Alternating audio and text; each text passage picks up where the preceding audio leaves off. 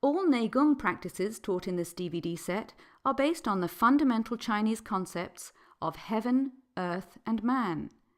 Energy from the earth is drawn upwards from the practitioner's root, the root being slightly below the spot where the feet touch the earth. Energy descends from heaven through the crown of the head. Human beings are between heaven and earth and need to receive energy from both these sources, which in effect are like positive and negative poles. When the positive and negative are connected, the life current can flow naturally.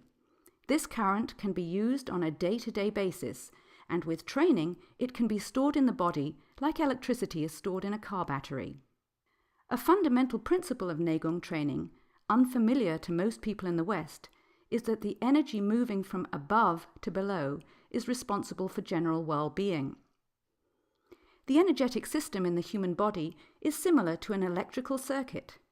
To be able to increase the current, the wiring must have more conductivity and less resistance. If such is not the case, the system can burn out or short-circuit. From the Chinese point of view, it isn't too hard to develop plenty of energy. The difficulty lies in creating a system strong enough to use this current rather than be damaged by it. This capacity is increased by developing the downward flow of energy. This clears out blockages and strengthens the ability of the central nervous system to hold energy when the current rises upwards. Therefore, in the beginning, a much greater amount of practice time is spent on grounding energy than on raising it. When the downward current of energy has been strengthened, this will naturally cause energy to rise back up in the body. This is the phase where people tend to begin having all manner of sensations and experiences. It's energy blockages that create these sensations. In the Chinese internal energy practices, 8 units of time and effort are usually spent on developing the descending current and 2 units of time on the ascending current, so that all the safety precautions are in place before too much juice is put in the system. Many people throughout history, in many countries and traditions, have concentrated almost exclusively on the upward current, and a tremendous amount of unnecessary burnout has been the result. The nerves of the human body play a critical role in Neigong practice, and in effect act as the wiring for qi flow.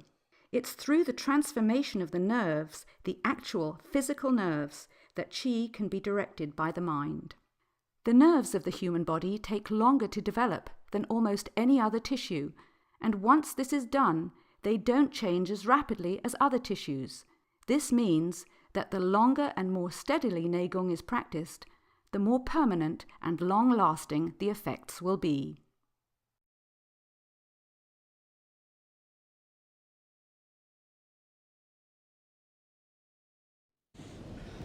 The 8 standing postures. Wang Xiangzai, if we go back a few thousand years ago, within Taoism there was a whole thing of standing postures, and there were 200 of them. There were 200 of them. Virtually every martial art, virtually every Qigong system that exists in China that didn't purely derive from the Shaolin, every Taoist one, and as a matter of fact, the majority of the postures that are even in Shaolin came from these original 200 standing postures. That's where it all derived from. I know because I spent more than 10 years learning how to do them.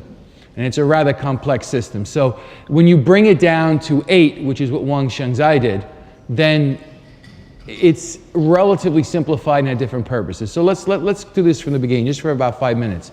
Then we'll get into the postures themselves. The first thing is that all standing postures essentially have several fundamental purposes. The first one, depending upon what it is to get the way the core energy of your body expresses itself out as it comes out of your body, as your arms come out, to open up the channels in your body. Now these are done for several major purposes. When it's done within the medical system of Qigong Tuinai, and as a matter of fact some of the spiritual systems, there is a diagnostic process where most people are familiar with pulses, where you take on a person's wrists or in their neck or on their ankle if it comes to it. Well, there's also a thing about how you take pulses of 3 dandians, 1, 2, and 3. Now, however, this form of diagnosis is not an easy form of diagnosis because it starts off with the fundamental presupposition that the person who's doing it has passed the point of just getting bodily chi, but they actually have the psychic capacity to get the full range of chi that's in a person's body.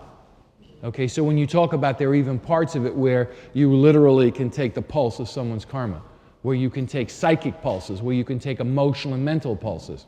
So with these 200 postures, what they were all based upon is that a body was either A, out of balance, B, exceedingly weak, or in the third case, that it had latent potentials locked inside of it that were not expressing themselves, that were just like locked away.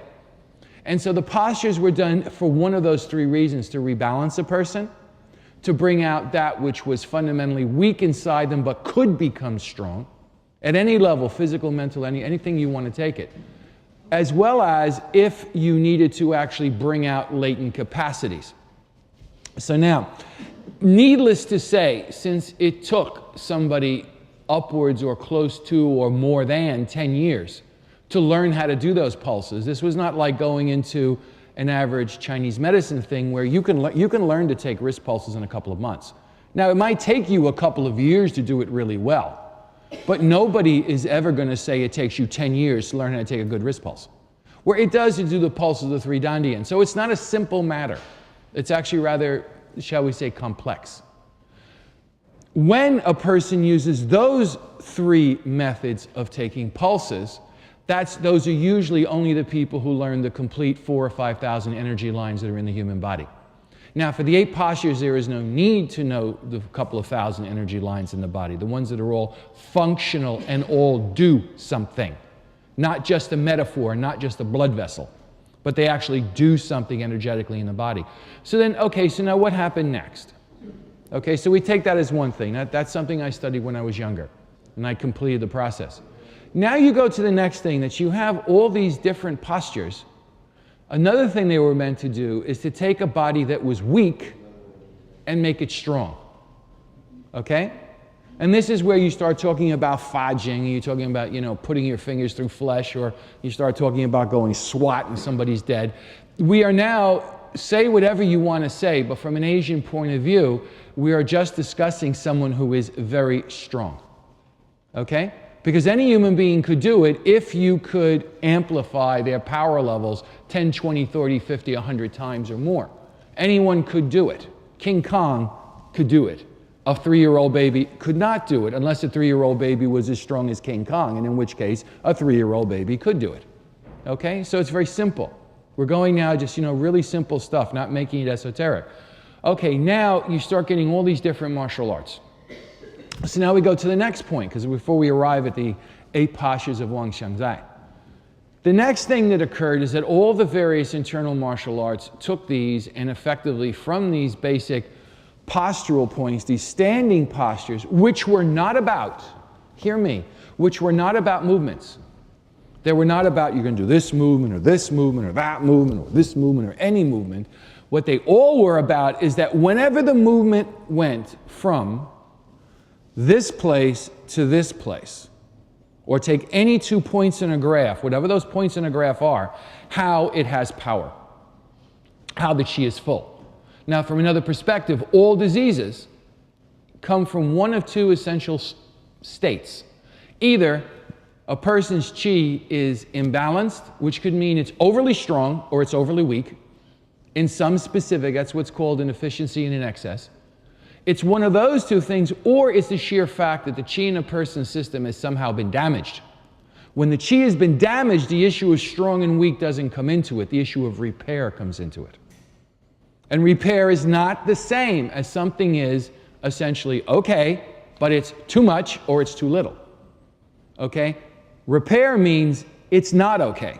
And something has to be done to change its energetic matrix. Well, this is also part of the 200 postures, but martial arts, when you start talking about this, or even you talk about taking these postures for health, again, their primary focus was on too weak or too strong. And in martial arts, it's always on too weak. It's never on too strong. You never can be too strong for martial arts. King Kong, there is no need for King Kong to be weaker when he takes on the dinosaur. Stronger is better. End of statement, end of day, no caveats. However, when you start talking about health, you do have the question of that. When you talk about weak and strong, there is no intrinsic problem having an excess or a deficiency. There is no problem, in having an excess if you bring everything else in the system to become as strong as the excess is. Then in which case, you no longer have an imbalance, you just have one seriously strong individual. Okay?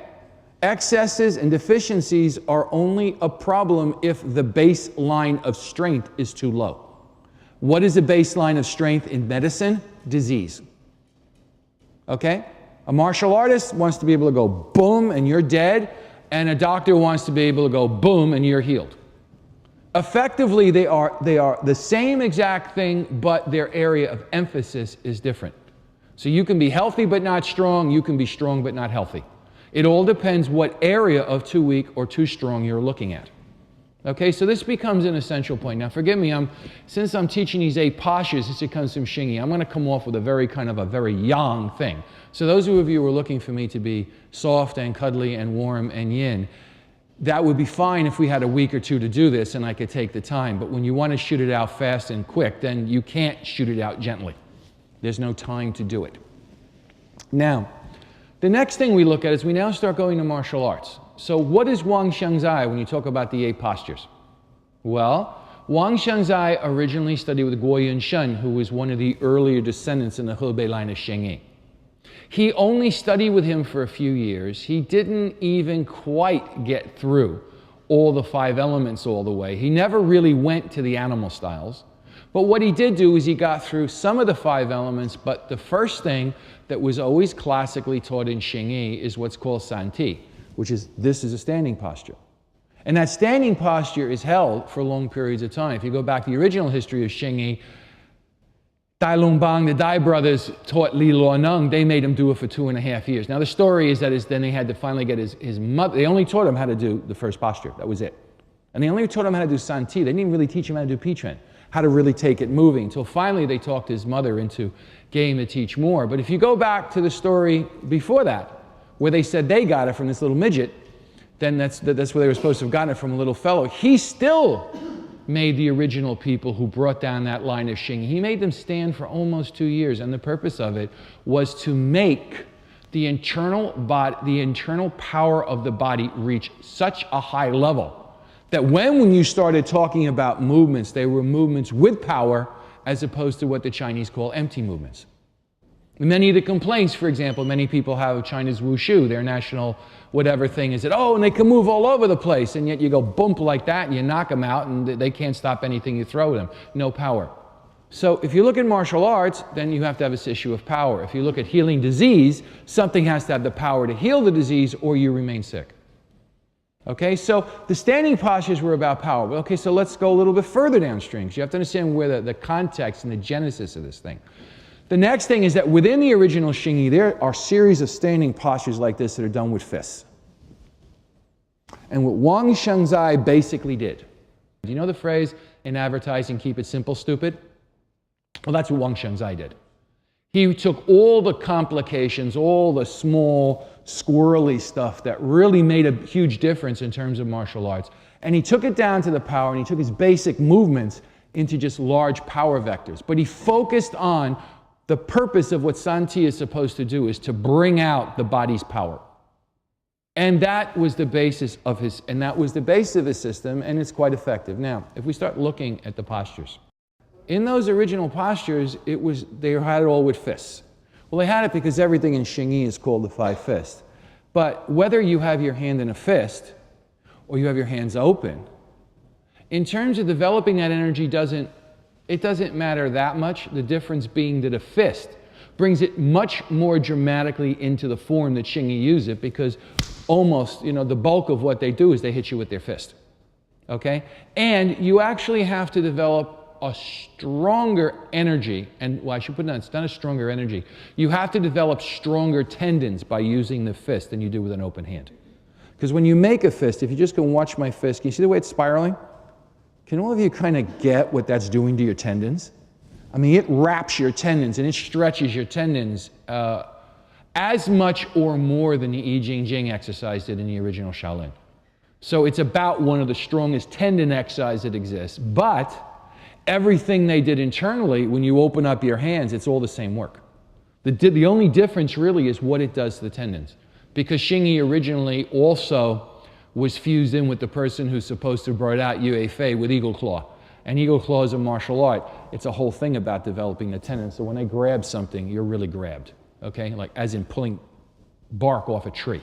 Or grab something and just pulling something out of a person's body. So when we look now, we have these postures.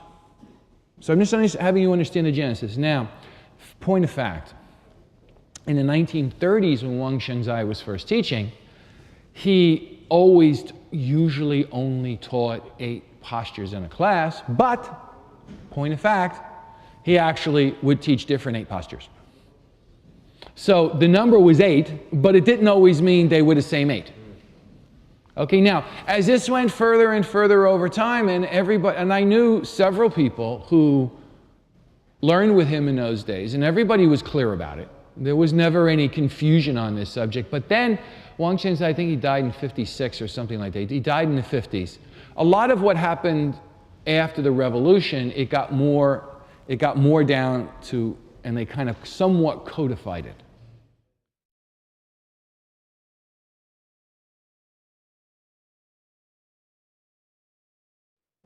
If you're doing martial arts or anything else, your body has effectively 3 burners.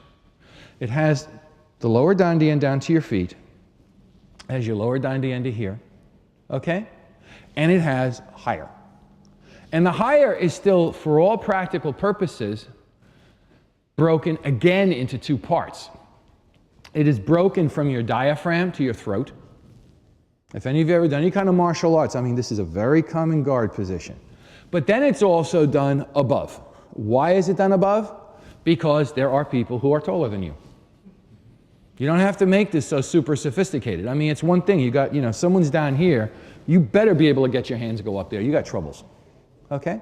For example, there's a fellow in England who's running around. He teaches Yang-style Tai Chi. And he's got people doing the standard pung of Tai Chi like this, but he's got them doing it like this. Well, he just developed that for himself because no member of the Yang family ever did, and there's a very simple reason. He's about that tall. But then he's teaching that to someone who's 6'4". It doesn't make a lot of sense. So if you don't understand the function of something, you end up with what's called a dead form. Okay, Bruce Lee wrote all these things and is famous for dead forms, this and that. Well, the whole history of Chinese martial arts and Chinese Qi work is dead forms. Is that something was done, it was done for a function, it was done for a reason, it was done to produce something, and then what happens, everybody forgot what the hell they were producing, all they just says, well, put your hand in that position. But that doesn't do a lot of good. It's like a computer where we got 0 and 1s, but we can't make a program. Okay? So the point here is this. Just this is the first one we're going to do. We're going to do 2 of them. It takes a bit to get up here, but how? Consider that when your hands come out of your body, it's not your hand that comes out of your body. It's your armpit all the way down to your hand. Okay? It's from here. Okay? It's from your spine. Your hands do not come out of your body by using your hand. Or they just don't do it. What they do is that the armpit opens, which starts gaining the energy from the inside of the torso to come out, and that then has to go out to your arms, to your forearms, to your fingertips. So we're going to look at 2 things. The first one is that if I was standing here, how do I get my hands to raise up by filling up to face my lower dantian? My palms to face my lower dantian, but not just that. How do I get it to where my hands face the side of my body? Now understand from martial arts, right? You have lots of people like this posture here, which you'll see if you look at Wang Shijing's book, is like this. A lot of people just do it like this nowadays. Well, that's great. And that's great for the middle burner. And that's great for anybody whose hit comes from this height to this height. But it sure doesn't help you for anything that's coming below that height. So all the postures, if you're looking at 8 postures, you need to consider at the most basic level, are you activating, are you really trying to get the power of your hands to connect to your lower burner, that height, your lower dantian, or below your legs? Is it between your lower dantian and, let's just say, your diaphragm or your heart? Or is it from your diaphragm and your heart above your head, and you up to the top of your head? Because each of the postures, when they're done, all three of those must always be involved in a standing practice that uses the arms. Okay, because you've got all three of them. Talk about Chinese medicine. You can't leave one burner out of your body unless you want to drop dead. Okay, so that's necessary medically. Bear in mind, it was Wang Xiangzai's 8 postures that really got spread throughout all the hospitals in China. You know, and the thing he did with his cancer walk and like this. One of those pictures in Wang Shijing's thing where his hands going this way. That's one form of cancer walk that's used in China. Okay, because it was simple. People didn't have to learn so much. They had to put a lot of practice in, but it didn't involve a massive, it involved a lot less learning time than many other things. Okay? So consider, this is all it was about. That was the beginning, middle, and end of it all. So, okay, so we're going to go like this. And now that I've done this here, just watch me here. Look at my hands. Just look at me. See my hand going out? Now see if you see something a little bit different. Does that look a little bit different than just sticking my hand out? Well, the reason why is it's coming from the inside of my body and it's growing out. So we're going to do this with 2 very simple postures. Since your hands are from the side of your body the closest to here and the closest to here. If you go off further, you have to open your body up more. But let's go how we at least get these first 2.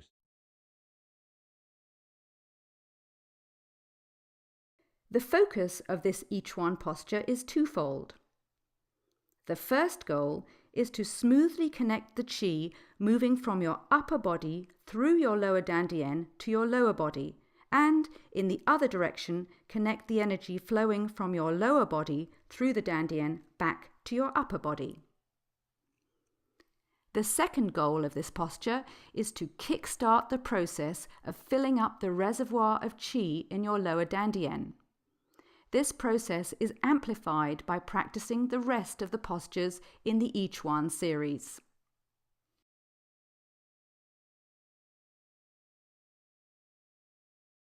The purpose of this posture is to fully connect the energy of the lower dantian to your lower body.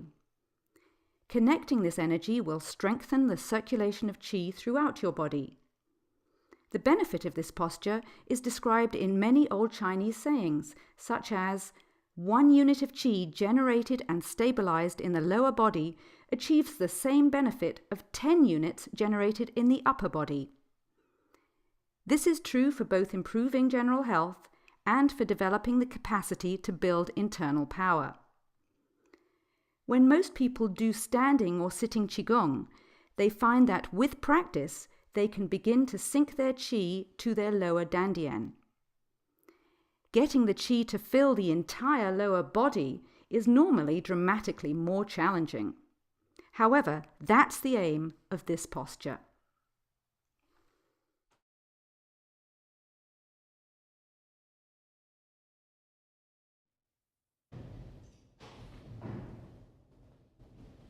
Now the first stage is just to have the sense of the joints opening upward. And this simply just gets rid of some of the basic tightening that's in your joints. It's not the actual method, which happens second. This is the preliminary. Now make sure your knees are bent. Now you're going to open your joints in the opposite direction. Your quad's going to open, your knee joint, your ankle joint, your toe joints, but your joints are going to open up toward the ground. And if you do that, and your joint, look, a joint can open up. Sit down just for a second, see this, get this.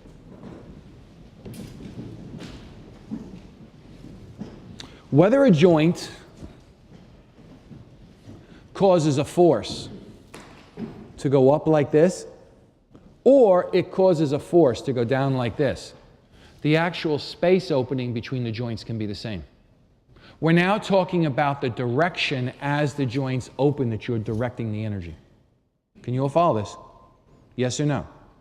Okay, so now we're going to stand up, and now we're going to do it bending the legs, and we're going to open the joints so they get more space opening downward. Now, what that effectively will do is that if you had an X 0.1 millimeter with each joint, then that's going to cause your pelvis to go up the addition of all those joints. But then what you do is that you sit down a little bit and you let your leg muscles stretch. Because the bending of your legs and going down will cause your legs muscles to stretch, but your joints must remain opening. They must open and open and open, going down. So let's try it again.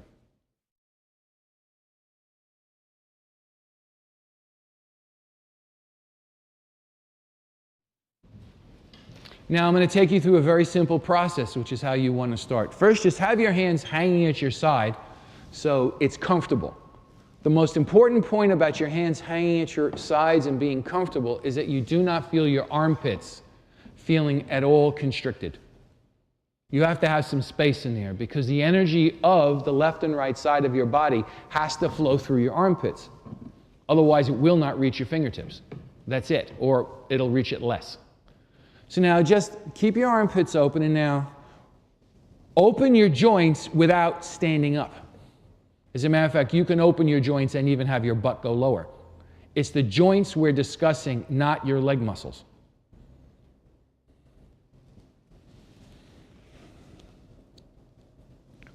Muscles and ligaments and joints are one form of yin-yang. Joints is the space between bones, which we're actually talking about as the fluid inside, but this is a yin-yang of the body. So you sit down. And now to start completing this process, if you're going to get the chi to go down your legs, you need to round your pelvis under slightly so that you have the feeling as though your tailbone is going through your legs down to your foot into the ground.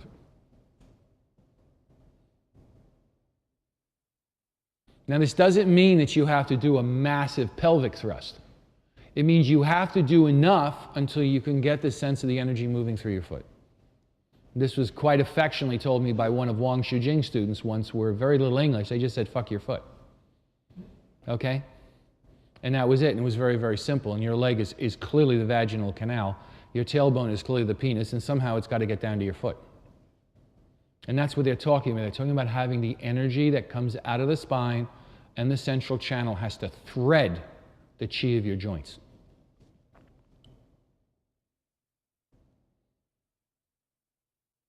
And just make sure your knees are bent slightly.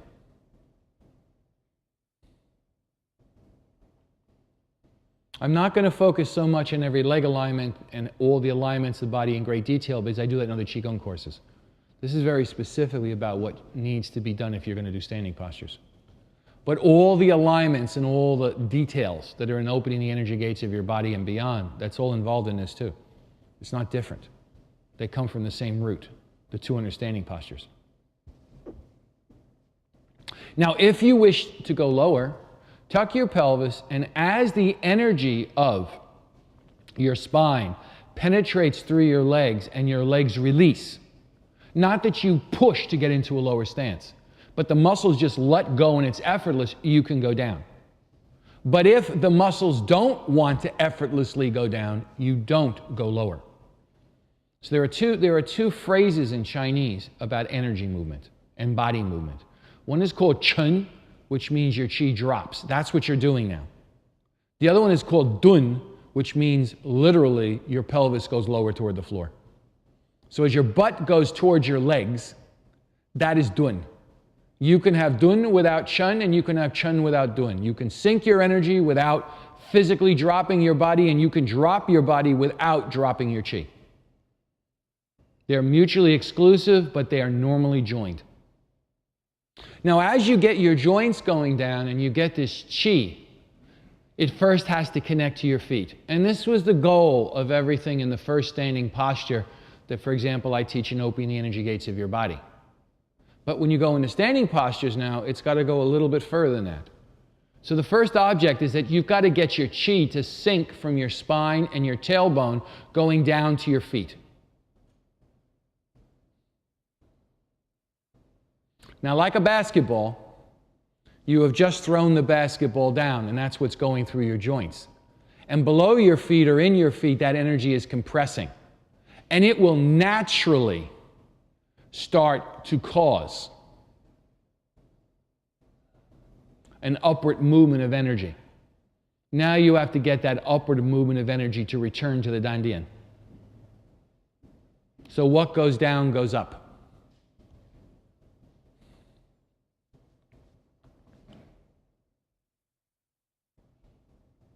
And this now is the function of the storing of energy in your Dandian. Okay, now we go from the opposite direction. Now we go from the head. Now you effectively have to do the same thing from your head. You have to drop, you have to sink the energy from your head down to your shoulders, down to your fingertips, down your entire torso, down to your lower Dandian. So do that. And then you need to now see from that energy that is released in your lower Dandian, see if you can release it and have it now move from your lower Dandian up your torso, up your spine to the top of your head, and somewhere around your heart level, go out towards your armpits and down to your fingertips. This is the release. This is the opening. Everything closed down to your lower Dandian. Now you have to release it from your lower Dandian. Don't worry about your legs for a minute. And get the energy to go all the way up to your head and all the way to your fingertips. Again, your hand should be at your side. You should not even at this point attempt to lift your hands. You want to be clear about each step so later on you don't get them muddled.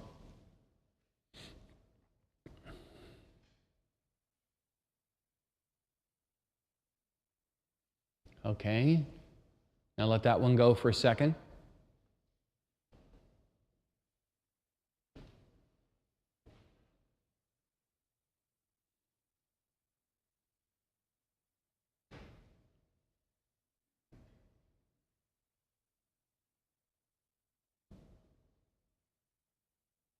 Now what you're going to do is I want you to comprehend that your lower Dandian and how your energy flows into your lower Dandian and goes to your extremities.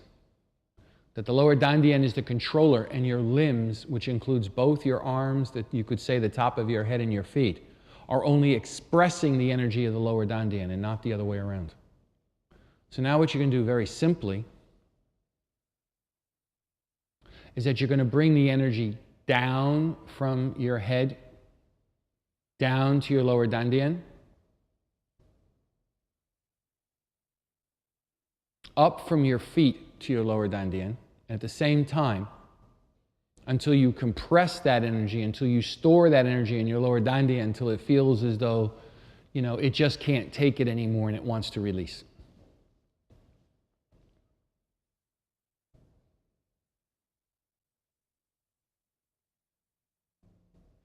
Remember, you haven't lifted your hands yet. That's going to come next. This is with your hands at your side.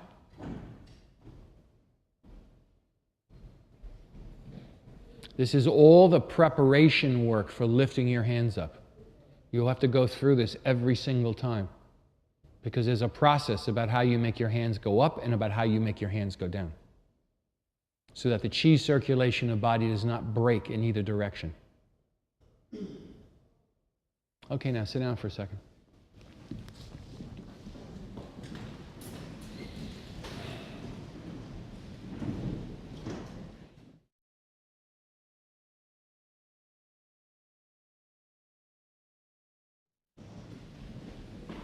Now,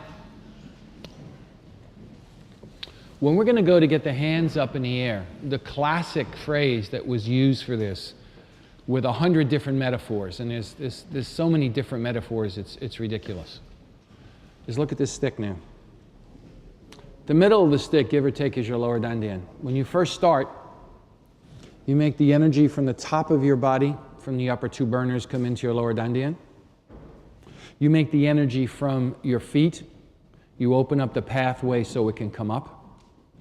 But now what's going to happen, the metaphor is, your arms grow out of your body the way a tree grows. How does a tree grow?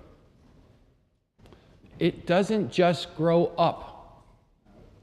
It also goes down. The higher a tree is going to get, the deeper the roots it wants to have, or the tree will fall over. You do not have a giant redwood that's, 300 feet tall with roots that are approximately an inch. Even a light breeze will knock it down. So what has to happen now is that you've brought your chi up from the bottom. The chi from the bottom has to shoot down and go into the ground as much as possible. The deeper the roots, the bigger the tree eventually. That's where it gets its strength from. But on the other hand, you then start coming up your body.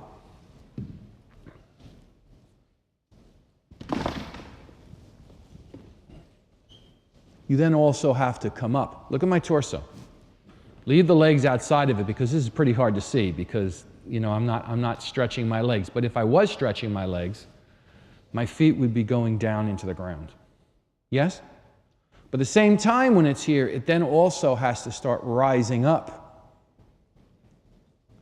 and opening my hands out. Now, how does this rising up occur? Think of your body as having rings. So, like a bullseye, and then a bigger bullseye, and then a bigger bullseye, and then maybe above your head, a bigger bullseye. When you first compress chi down into your lower dantian, and you want to get it to rise, most people can usually get it to rise to about here, and it's finished. There's no more to go. Or put it this way, it was 100 pounds of pressure here, and as it gets down to your fingertips, maybe you're lucky you got an ounce. This is not the best way of doing it. The much better way of doing it is this. You make an equal distance of how far you go down and how far you go up. Now, in some people's cases, that may be you can go all the way down to your knee and all the way up to, let's say, your diaphragm. For some people, and on some days, if you've been sick or something, or if you've just had a long bout of illness on the recovery from it, you may only be able to go an inch. That's fine. That's completely fine. And you may not get your chi all the way to your fingertips or all the way to your feet. But what you want to endeavor to do is this. You have two phases. The first phase is that at least try and get something to go to your fingertips and the tips of your toes and the crown of your head. Okay? An ounce, 3 ounces. Anything will do. Something. But that something is effectively nothing. But at least it means that the pathway is opening up at least at some level, even though it's so weak not to matter. Does everyone understand this? Now you go to step 2. When you have that, now you start trying to get this stronger, that you then make the energy from your lower dantian, go down as far in your leg as you can, come back in again, then pull it back in, make it go out again. The tree is going to rise based on how much energy is stored in your lower dantian, not based upon the fact you can lift your arms. Okay? Otherwise, frankly speaking, I'm telling you, this is not Qigong. This is just, okay, so you hold your arms in the air, and your arms are bound to get stronger through pure muscular action. But you're not looking for that. So, first is what? Get something as you go like this, just to get even any feeling in your fingers, any feeling in the crown of your head, any feeling in the bottom of your feet. The reason, the initial purpose of doing all this standing with a posture like this, and this is how it was done in the old days, was that they didn't actually even have people start moving into this stuff until at least they had a connection between their lower dantian, their head, their fingers, and their feet. If that connection was not there, they considered it to be somewhat useless, and it's actually more efficient over time to get that together first and then start doing the hand postures. Because the hand postures are going to require dramatically more strength of your chi to go out. It's a very direct contrast, point, counterpoint. Okay? Now, as we go next, we only maybe can go to here. So watch what that means.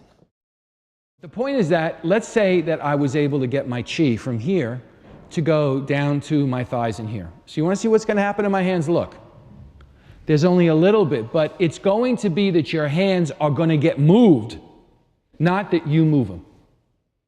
It's going to be that the force that's within your dantian is going to move your hands, not that you're going to move your hands.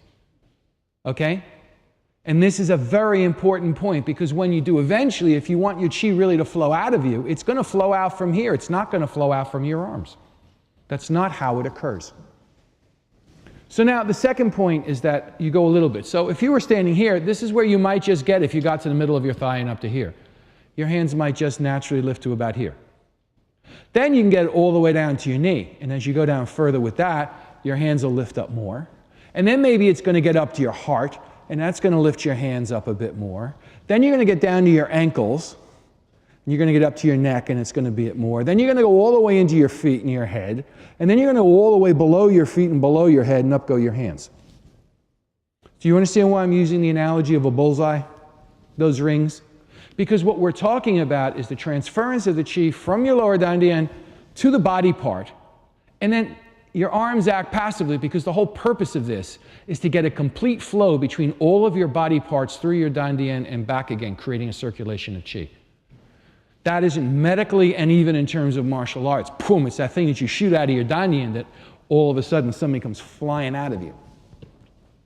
Does everyone understand this basic point? Yes? So now, try and understand this. So we've just done this bit about how you're going to get your hands. Well, what about if your hands just go down to here?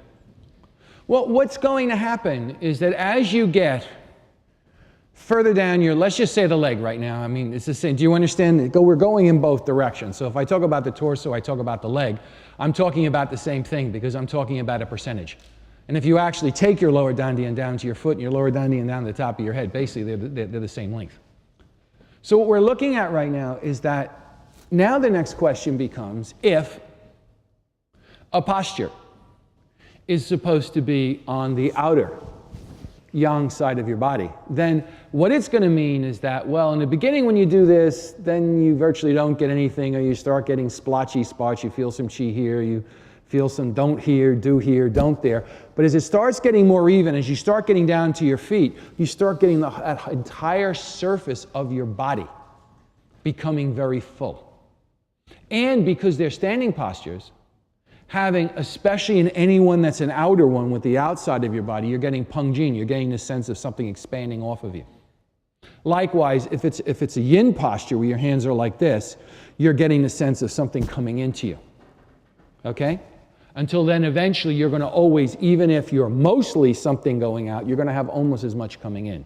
If you have something mostly coming in, you're going to have almost as much coming out. And this is the ability of the yin and yang channels and the energies of your body being able to switch fluidly and smoothly. Okay?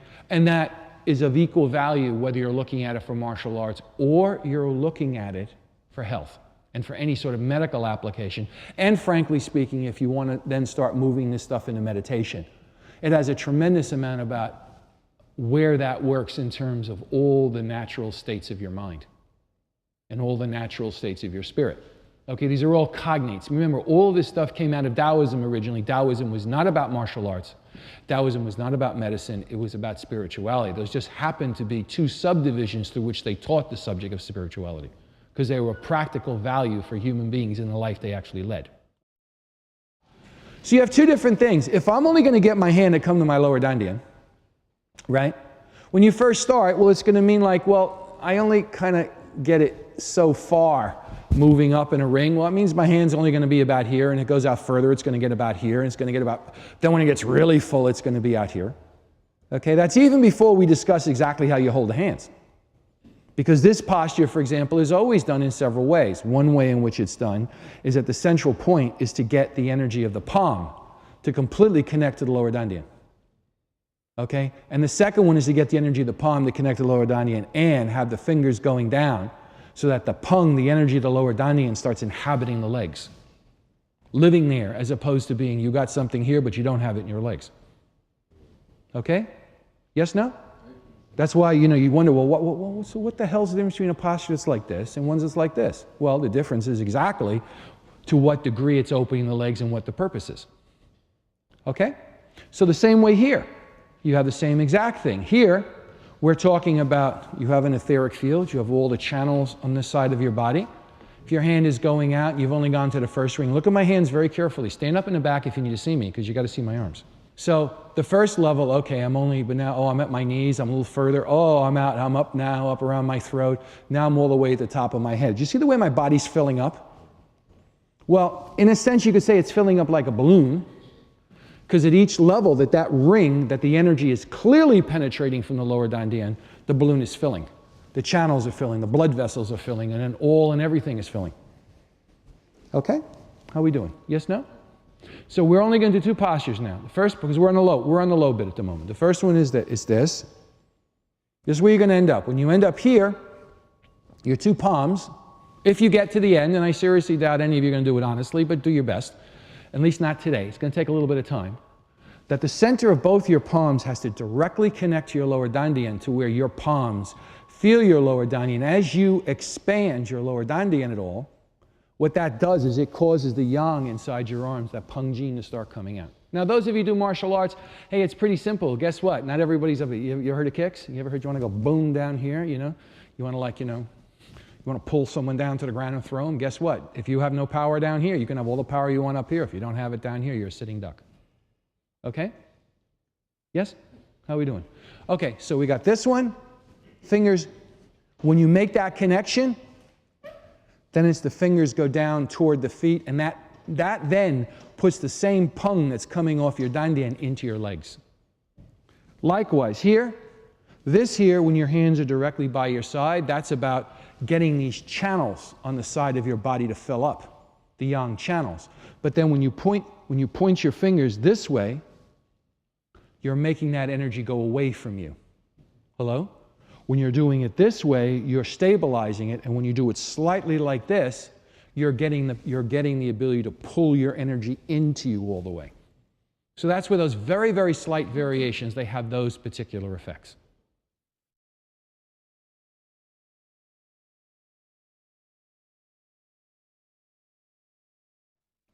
All right, so we start off from the beginning. You put your hands at your sides, and of course all the things about feet being parallel, et cetera, et cetera. This sort of a one, you definitely want your feet parallel. You do not want you want the center of your foot not to go past your shoulder's nest. Okay, that's a simple way of putting it. Okay, now bend your legs very slightly, and as you bend your legs, the first thing is now start to open up your joints. Let your quad have the sense of expanding.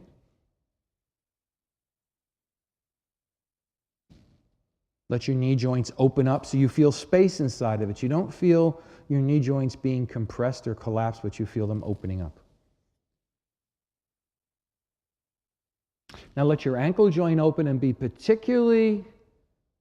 it's particularly important that the area where your Achilles tendon is in the back of your heel, that space open up. Because that's going to be the method through which the blood in the lower part of your legs is going to come back towards your heart. So that's a very important issue, not just for health, but also for power, because it's very hard to have a lot of power when your blood's not doing a great job. And now open up the bones of the feet and open up the toes.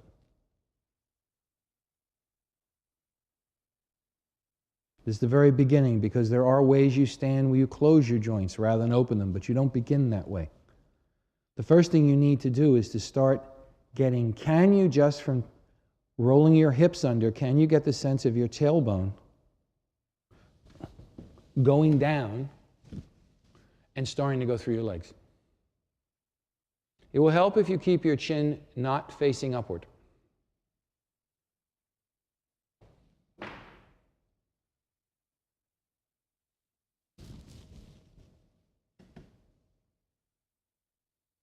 Look straight ahead with your eyes.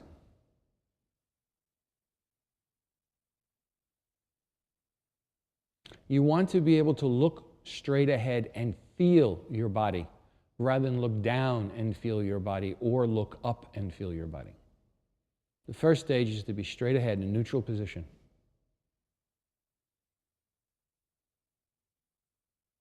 Let your eyes relax so that you let whatever's out there to be seen come into you. You don't go out to it. You project your eyes if you're trying to project energy towards something. You don't do it when you're just standing. You want to be in a neutral position to start off with. That neutral position will calm the nervous system.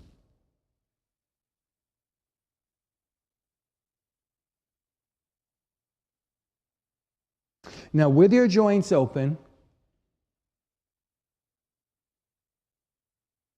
in the space between where the joints are open, close your feet slightly. Just close the joints and pull energy up into your lower dantian. Pull it. Just like water through a straw, but with no force. Because as soon as you engage force, you're going to shut down the channels of your body. And now bring it up all the way through to your lower dantian.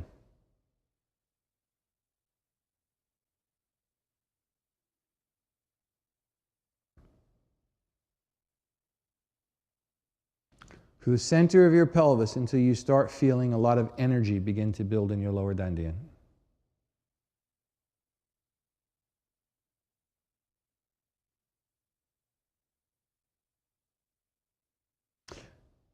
And now let go and start from the beginning again.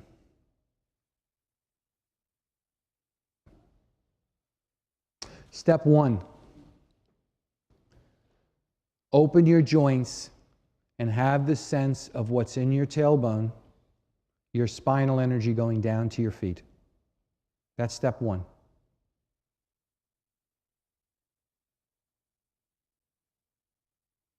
Before you open your arms, you open your legs.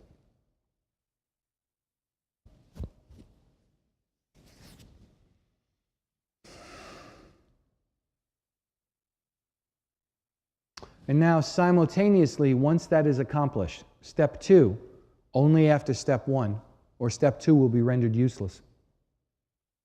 From the top of your head, from your fingertips,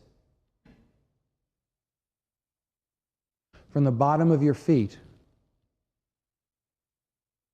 from both directions, down and up at the same time, bring your energy into your lower dantian.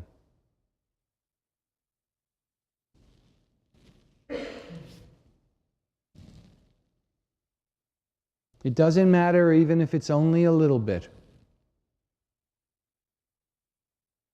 Just get the sense of feeling of something traveling through your body. Look straight ahead, don't look up. Look straight ahead.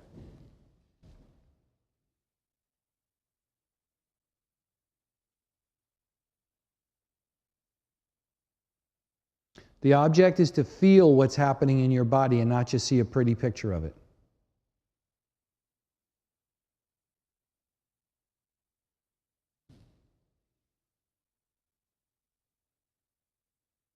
And keep doing this until you feel as though that's as much as you can pull in your lower dantian. Your lower dantian starts getting the sense that it wants to release.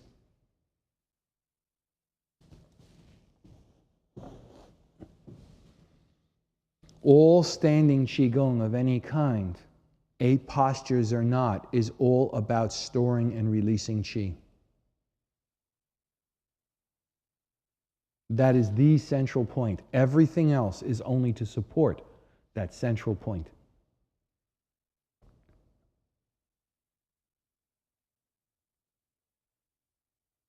And when you feel that's all that you can do, now release that energy from your lower dantian and let it open your joints further down your legs as the energy goes from your lower dantian down to your feet and from your lower dantian up to the top of your head and your fingertips. And as that occurs, let your arms move only as much as the Qi moves it. So it's not like you do something, it's as though something is being done to you.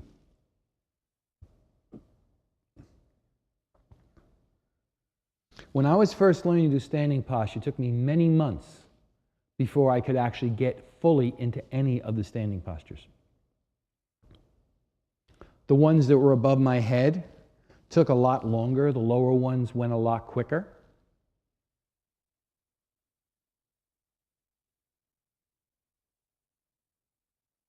But once your system is open, it goes very fast. But that's after your system is open. When your system is closed, it does not go very fast. And getting an image in your head does not mean it's necessarily real. It just means you're seeing something.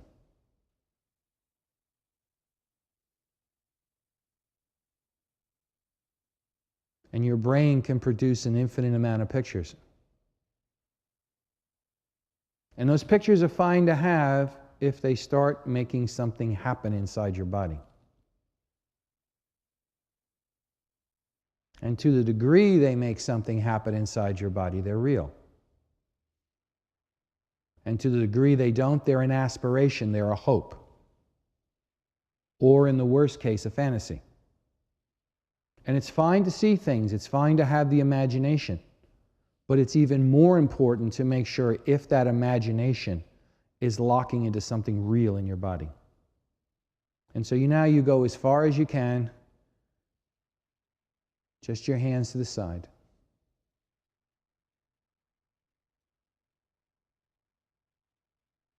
And then when you finally, your hands get out as far as they're going to go, that's where you stay.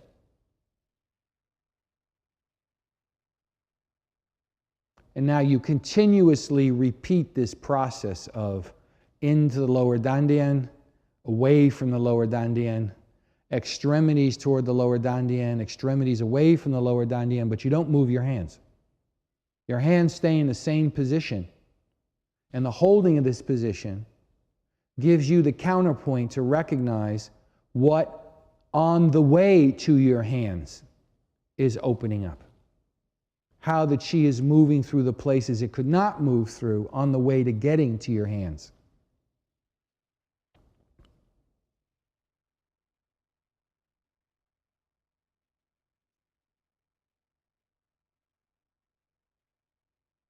And as it gets better and better, you get a certain kind of a feeling of strength that's very hard to describe. And there's actually many kinds of strength you'll get along the road.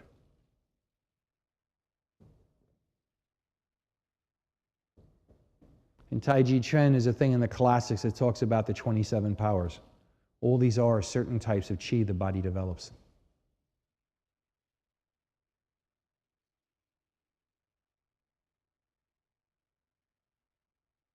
Now, the single most important thing now is you have to let your mind become calm.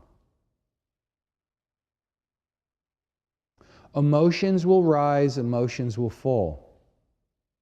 What are some things you can do to help these emotions rising and falling? The first thing is you breathe very, very, very quietly. So you have the sense that when you inhale, your breath is going from your nose back into your head,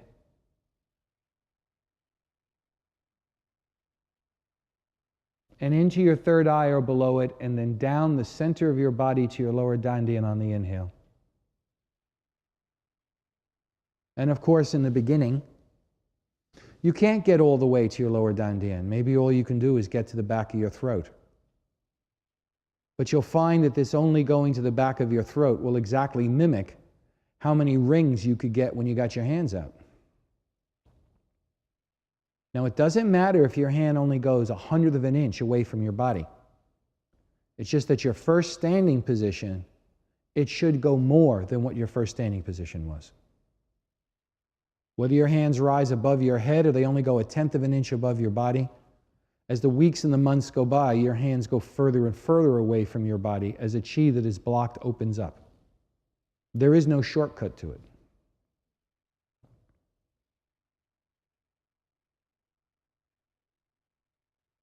The people in the Xingyi tradition who had the reputation for being the strongest were the ones who all went through the standing postures for a year or 2 or 3. And they are the ones who are universally credited with being the strongest in the tradition. The strongest people the tradition ever produced. So your focus is not on where your hand ends up. Your focus ends up on what is opening up inside you as your hands are going into the position. That's why they're called internal standing postures, because it's about what they're doing inside of you. And when the inside becomes strong enough, the outside begins to externally manifest. But not the other way around, because you can manifest power and drain your body. That's also very possible.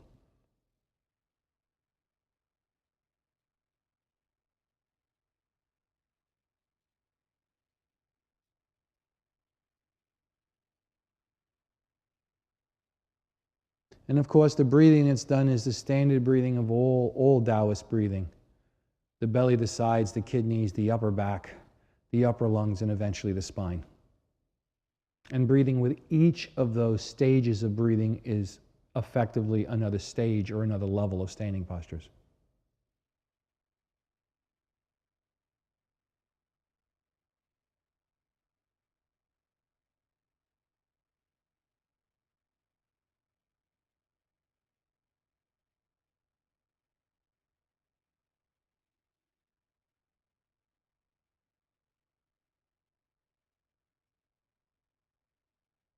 Remember all the postures, all the things of keeping your spine straight, relaxing your chest, all of those alignments. And that would be a different course if I was just going to teach alignments in this. Because there are alignments both for the legs and for the arms and for the torso. Now let your hands drop again down to back. Now, oh, stop. How do you bring your hands down? Get your hands out wherever they were. I realize some of you got tired. Now what you do is that if you wish your hands to go down towards your body, you start pulling the energy from your feet to your lower dantian, from your head and your fingertips into your lower dantian. And that's how you make your hands either come closer to your body or lower down. So as you pull the energy in from your lower dantian, all of you look at me. As you pull the energy in from your feet, your lower dantian, it pulls your hands back into your lower dantian. Just as the energy goes out from your lower dantian, it makes your hands go out. Okay, take a rest for a minute.